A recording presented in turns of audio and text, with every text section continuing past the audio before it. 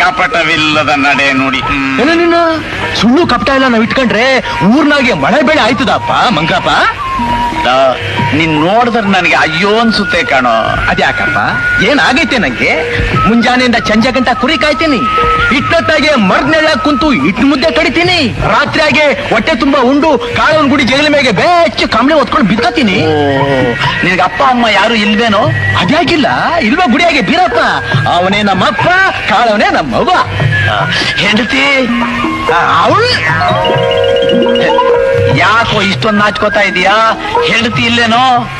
ಮನೆಯಾಗಿಲ್ಲ. ನನ್ನ ಜೊತೆಲಿ ಬರ್ತೀಯೋ? ಅದ್ಯಾಕ? ಒಳ್ಳೆ ಹುಡುಗಿನ ನೋಡಿ ನೀನು ಮದುವೆ ಮಾಡಿಸ್ತೀನಿ ಕಣೋ.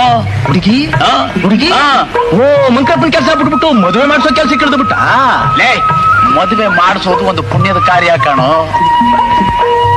ಮಂಕಪ್ಪ ಹೆಣ್ಣೆಂಗವಳೆ ನಿನಗೆ ಹೇಗಿರ್ಬೇಕು?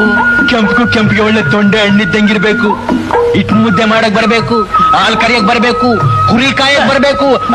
ಅಯ್ಯೋ ಮಂಕ, ನಾನೀಗ ನಿನಗೆ ಮದುವೆ ಮಾಡಿಸ್ಬೇಕು ಅಂತಿರೋದು ರಾಜಕುಮಾರಿ ಕಣೋ.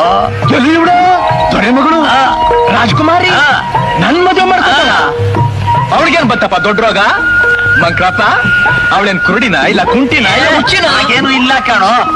ಮತ್ತೆ ಅದ್ಯಾಕೆ ಅವಳು ನನ್ ಮದುವೆ ಮಾಡ್ಕೊತಾಳೆ? ಅವಳಿಗೆ ರಾಜ ಮಹಾರಾಜ